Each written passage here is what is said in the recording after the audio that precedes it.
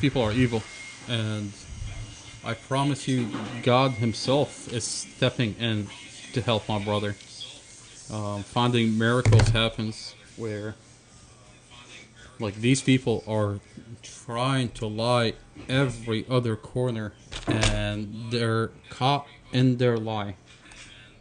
My brother has exonerating evidence. We can't wait for the day that he takes the stand and present his exonerating evidence. And I promise you, these people are going to go to jail for a long time. Last time I checked, we're still in America. We have a constitution, and we're not living in a third world country. Unfortunately, it's been a year. My brother has been in solitary confinement. It's been a year. And the police officer that lied, even though we got a letter from Internal Affairs admitting that they falsified the police report, he still works in the department. My brother is still in jail, but we're waiting for my brother to show up in court in December so he can present his evidence. So this police officer goes to jail. My brother is released, and this police officer goes to jail. That's exactly what's going to happen. Okay, this physical evidence is not going anywhere. Okay. We have a police officer that falsifies statements. We have a letter from Internal Affairs admitting that they falsified the police report. We have a prosecutor that lied during a bond hearing 4 months after the police officer falsified the police report. Okay. We have a recording. A star recording is not going to go anywhere. The home videos are not going to go away. Okay. The prosecutor can lie as much as she wants. Okay, the vehicle is inspected by the police department, and they found out that the vehicle doesn't have brakes. So when my brother tells the investigator, I hit the brake, the vehicle wouldn't stop. The police department, the prosecutor, is pretending that she don't see these facts. But these evidence are going to show up in court. Okay, there's a dash camera that shows the whole entire thing is a vehicle accident. There's home videos that shows my brother loves his family. There's a vehicle inspection by the police department that show the vehicle didn't have brakes. But yet they lie, and they falsified the statement. They created enough probable cause. When they falsified the statement, they created probable cause to issue our warrant, and they arrested my brother a year ago. Okay? Now, how long does it take to listen to a 30-minute audio conversation between the investigator and my brother? The fact that we have the recording. Can you imagine if we didn't have the recording? The police department issues out a statement after they sent us the letter from Internal Affairs admitting that they falsified the police report. The police department issues out a statement. The spokesperson is Lieutenant Jonathan Perroque. He issues out a statement on NBC4. He said the minor administrative error has no impact on the case of the death of the mother and the 5-year-old daughter. He says the minor administrative error. So my question to Jonathan Perroque is, what is minor about falsifying my brother's statement on the police report? What is minor about falsifying my brother's on the police report? The investigator, Robert Drum, falsified Dave's statements, created probable cause, and arrested my brother. The foundation of the case is that investigator Robert Drum said Mustafa stated I was arguing inside the vehicle. Now, we know that Mustafa never said that. The dash camera, they weren't arguing inside the vehicle. So, when he says minor administrative error, what is minor about falsifying statements on a police report? So, they think the community is stupid. They think this family is stupid. They think they're so used to doing what they do that even when we have the evidence, see, if they had the recording, they could probably gotten away with it, because we don't know what was said on these tapes, okay? But we have the recording, so we know that the police officer falsified the statement. So when they say the minor administrative error, this community is not stupid, and it's going to hold this police department accountable. It's going to lose trust in this police department. And then the Commonwealth Attorney issues out a statement on NBC4. And all this is 3 weeks ago, so it's on NBC4. It's pinned to my page. The Commonwealth Attorney says, we were aware of the officer's mistake on the police report. We fixed it, and we provided to the defense. The defense is our lawyer. Our lawyer wasn't given anything. What did you fix? So you're admitting that you were aware. At what point were you aware? Because last time I checked, the police officer falsified the statement in April. Your prosecutor is sitting in court during a bond hearing in August, telling the judge that she heard the recording between the investigator and the officer, yet she reads him the falsified statements. So if you're aware of the mistake on the police report, why is your prosecutor, Sarah Samuel, reading the falsified statement to the judge? She committed perjury. She lied to the judge. My brother is denied bond because the prosecutor sat there and lied to the judge. So when the Commonwealth Attorney, Amy Ashworth, says, we are aware of the officer's mistake on the police report, we fixed it, we provided to the defense. No, you didn't. The police officer still works at the police department. My brother is still in solitary confinement. He's been in solitary confinement for a whole entire year. So you lied to the community again. But I guess that's normal for you. I guess you think the community is so stupid that they're not going to catch what you're lying about. Okay? Well, we're very vocal. And when I talk, I don't just say, oh, I think this has happened. No, I've got documents. Okay? When I tell you the prosecutor lied during August, I've got the transcript. Okay? The prosecutor says, I heard the recording, Your Honor, I've heard the recording, and then continues to say, Your Honor, Mustafa stated to Investigator Robert Drum, I was arguing inside the vehicle. I was angry inside the vehicle. Okay? I know what happened. She just lied. She just lied. She told him, I heard the recording. On the recording, it's publicized on the page. If you go back and listen to her recording, Mustafa never said that, but it's in the police report. This investigator created probable cause to arrest my brother, issue out a warrant, and arrest him. That's exactly what he did back in April.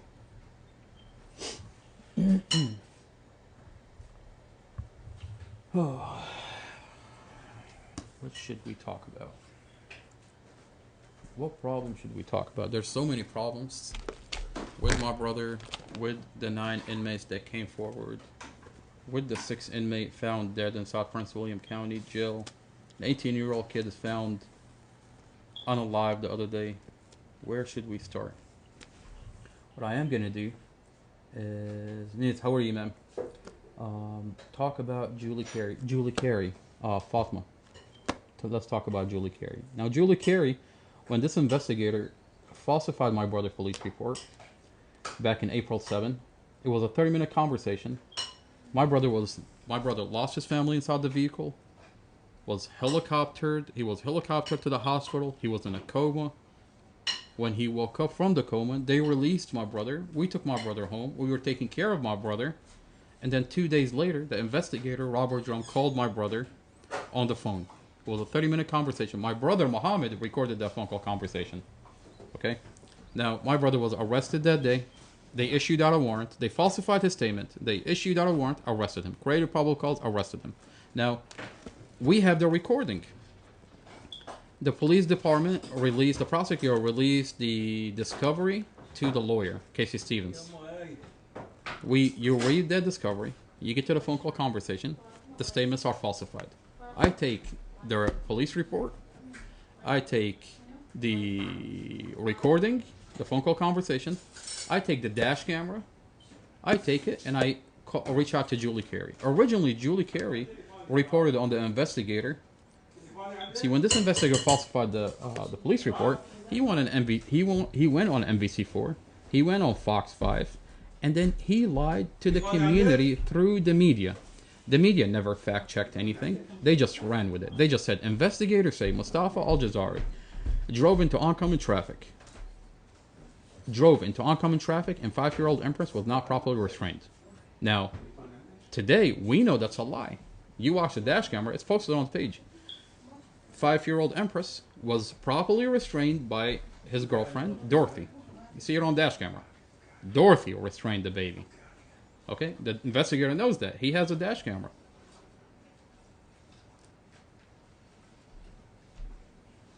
On dash camera, you see a vehicle cut Mustafa off. Mustafa, the police department inspected the vehicle. When Mustafa tells the investigator, I hit the brake and the vehicle doesn't have brake, the police department inspected that vehicle and they found that the caliper didn't work. They didn't engage. The vehicle didn't have brakes. Okay? So, And then this investigator is is saying that Mustafa was arguing with Dorothy. Dorothy was crying, and Mustafa crashed the vehicle into oncoming traffic. You watch the dash camera. There's no argument inside the vehicle. Okay, so the investigator just flat out lied.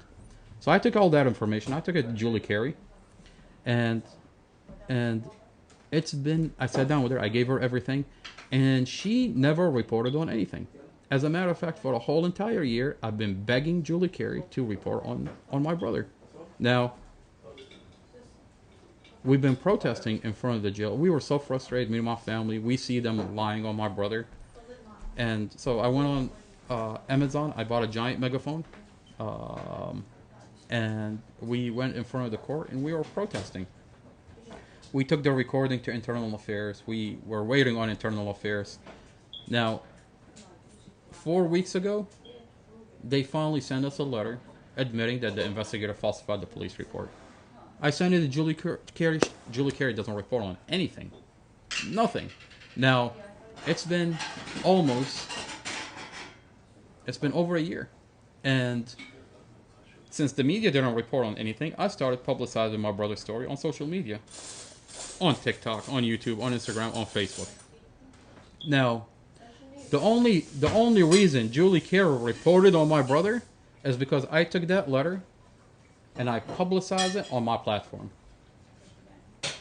Julie Carey is forced to report on it because now you have 500,000 people that the videos that we put out. There are some videos on here that 500,000 people saw those videos. Okay, it's a platform that's reaching the community. Okay. The only reason Julie Carey is reporting on my brother a year later is because we're publicizing the information on social media. Okay, Julie Carey is, unfortunately, is in the pocket of the police department. She's protecting the police department, the narrative of the police department. I mean, she's protecting the narrative of the jail. I mean, let me ask you this: why is Julie Carey? Why did it take Julie Carey a whole entire year to report on what's going on with my brother? Falsified police report. Did she not have the audio of the phone call conversation since day one? Yes, she did. I have text messages. I sent it to her. I have it. I have record of her having the phone call conversation audio. Does she not have the police report? I have record of giving her the police report, the discovery. Did I not show her the dash camera? I have record that I showed her the dash camera a year ago. So what changed, Julie Carey? What changed? Is it because maybe Mustafa Aljazairi's family does have a giant platform that they do reach the community, and you can't lie on Mustafa and you can't pretend that you're not seeing this information anymore? That's exactly what's happening. Okay, and unfortunately that you have to do it that way. And I feel it's sad because it's sad because it's been a nightmare. It's been a nightmare coming out day in, day out, advocating for my brother. In the process of advocating for my brother, I'm coming across a lot of other people that are also being abused. My brother was beaten up on May 24th. And we were protesting. And I find out that other inmates are also being beaten up, stripped naked, denied medical, being essayed inside that jail. On May 24th, when we contacted the Department of Justice, we told them my brother got beaten up by correctional officers. On the hand of correctional officer, he was stripped naked, he was essayed, and they assigned the FBI. Now, the FBI didn't do anything. They assigned local FBI agent out of Manassas. They're 5 minutes away from the jail. These FBI agents, they've been there for 10, 15 years. They've got a relationship with the jail. And throughout their investigation, there are things that they've done that we know they're protecting the jail. We have evidence on these FBI agents, and we are working with the office out of DC to get to the bottom of it. Okay.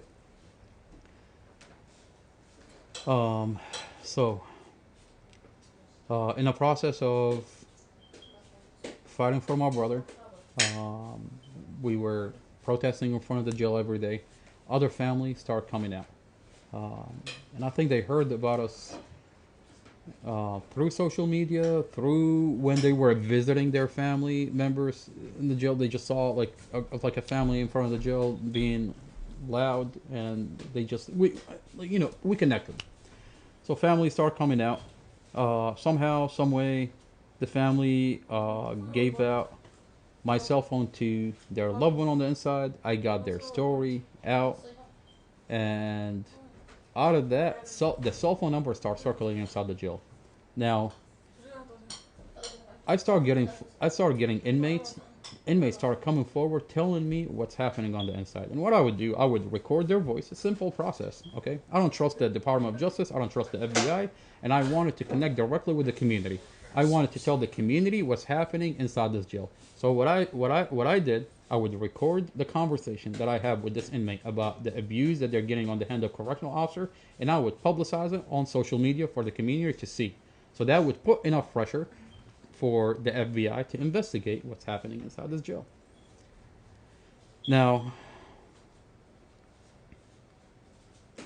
at one point, at the same time, we would take these recordings and whatever evidence that we have for my brother, for the other inmates.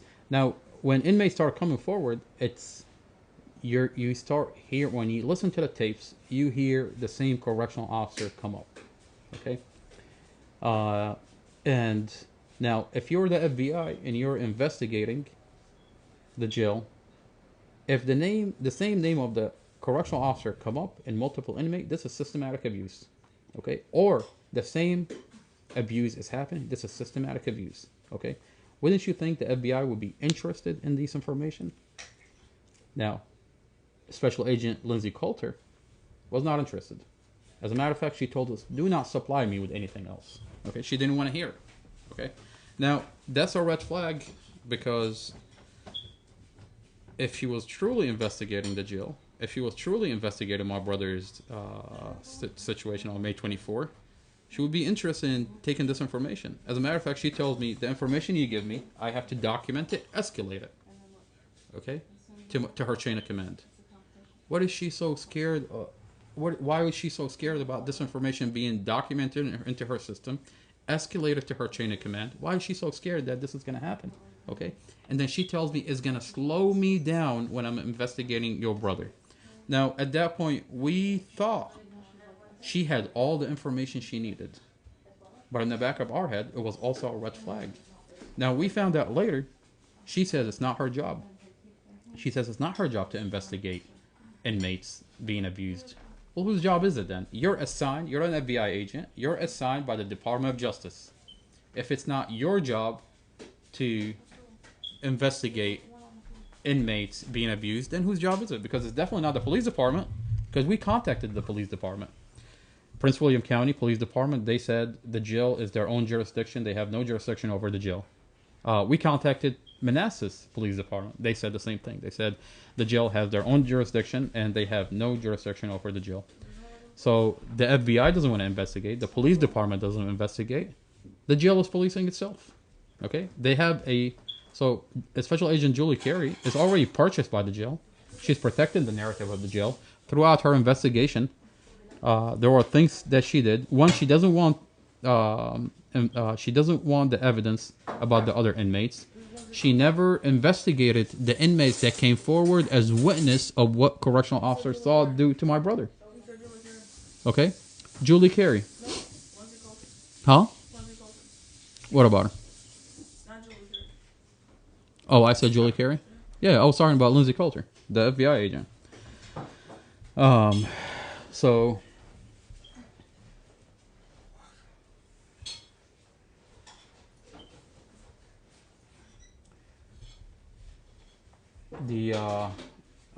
we took that information. So Julie Carey wasn't investigating. By the way, they called us. We were so frustrated with Julie Carey that we requested a meeting with Julie Carey's supervisor. Huh? That's a news report. With Lindsay Coulter. We were so frustrated with Lindsay Coulter, FBI Special Agent Lindsay Coulter, that we requested to meet with her supervisor. And so we finally get called into the FBI building, me and my family. They call us into the FBI building, and we met her supervisor along with Special Agent Samantha Adams. Her supervisor, his name is Special Agent Huckle.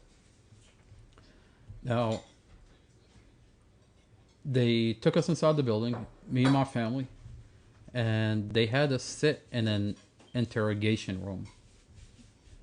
There's a camera in the corner, and Special Agent Huckle would sit in front of us, and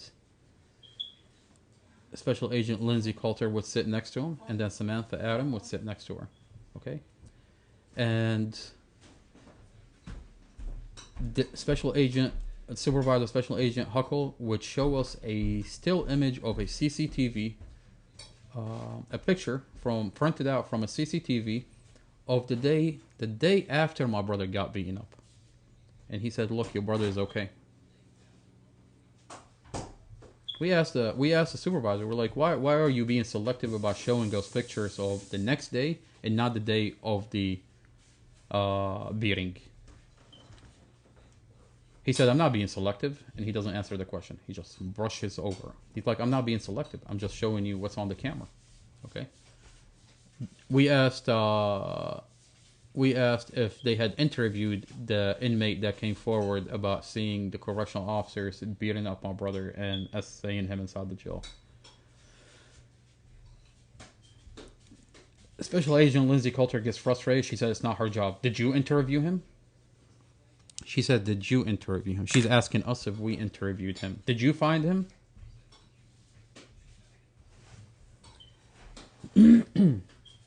They had a prosecutor from the Department of Justice on the phone, and as soon as we start asking these questions,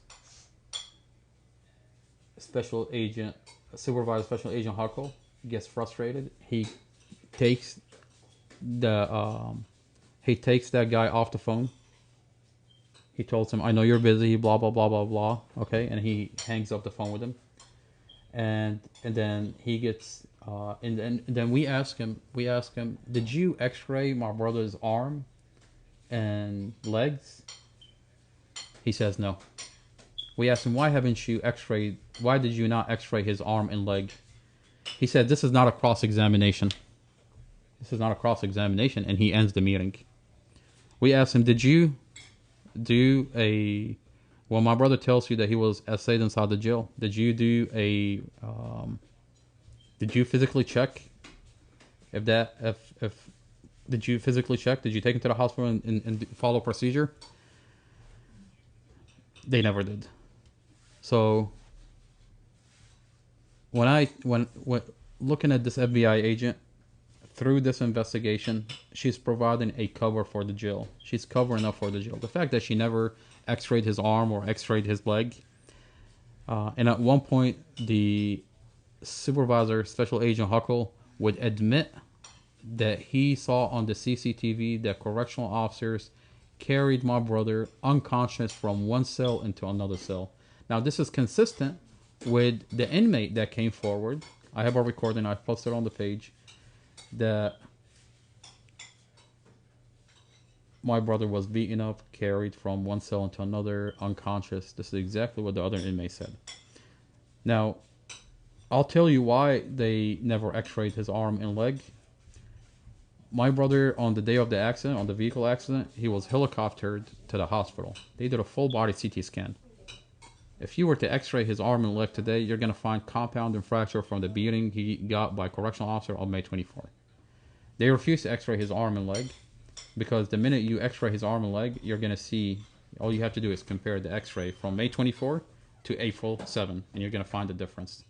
They think we're stupid. They think they can just play around with the investigation. Supervisor Huckle ends the meeting. He says this is not a cross-examination. He ends the meeting. Now, we found out about the jail board meetings, that there are jail board meetings that are open to the public. And if you have a problem inside the jail, you can go to these meetings. They're public meetings, open to the community. Every 2 months, they hold a meeting. And you can go into these meetings and you can talk about what's happening to your loved ones inside the jail. And that's exactly what we did. Back in December, there was a public meeting for jail boards. We went in. Now, when we went in, we found out that the jail board members are the same individuals committing the atrocities. It's the same individuals. Okay, it's the jail board members is the superintendent. Okay, the superintendent, Colonel Peter Molinas, the Sheriff Glen Hill, the Chief of Police, Chief Peter Newsham, Amy Ashworth, Commonwealth Attorney Amy Ashworth. Now, these are the same people implicated in what they're doing to my brother. Am I really going to expect these people to really look into abuse that my brother is getting inside the jail? My brother has been in solitary confinement for a whole year. Now, when we tell Commonwealth Amy Ashworth my brother has been in solitary confinement, she looks the other way. As a matter of fact, she's happy that my brother is getting beaten up, solitary confinement for a year, because she doesn't want my brother to take the stand. Okay? She's protecting a police officer that lied. If my brother takes the stand, she's going to end up going to jail. My brother has exonerating evidence, and he has evidence that show Amy Ashworth knew about the police officer falsifying, yet she moved forward with the case and protected the police officer. Now, what do you think is going to happen when my brother takes a stand? 100% she's going to end up getting sued and going to jail. So when we tell him my brother has been in solitary confinement for the whole entire year, my brother got beaten up on the hand of correctional officer, she shows us the same picture that the FBI is showing us. The picture after, the day after my brother got beaten up. Now, Commonwealth Amy Ashworth, why are you being selective about showing us the picture from the CCTV and not the day after, and not the day of the beating, the actual beating? Now, Commonwealth Attorney, we understand this game. You're looking the other way because you don't want my brother to take the stand. Because if he takes the stand, he's going to show his evidence, and you're going to end up going to jail for a long time because it shows that you protected this police officer. And unfortunately, this is the jail board member. She's a jail board member, and she looks the other way when there's abuse. And the sad part is, she's not only doing it to my brother, she's doing it to a lot of other people.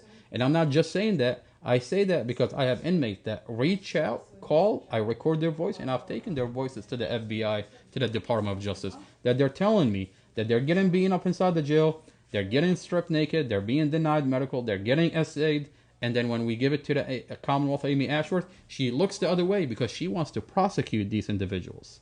She wants them so badly hurt inside the jail that when she gives them a plea deal, they're gonna be begging for a plea deal, or they're so badly hurt that they're not gonna be able to take the stand. So that way she can just prosecute them the way she sees fit.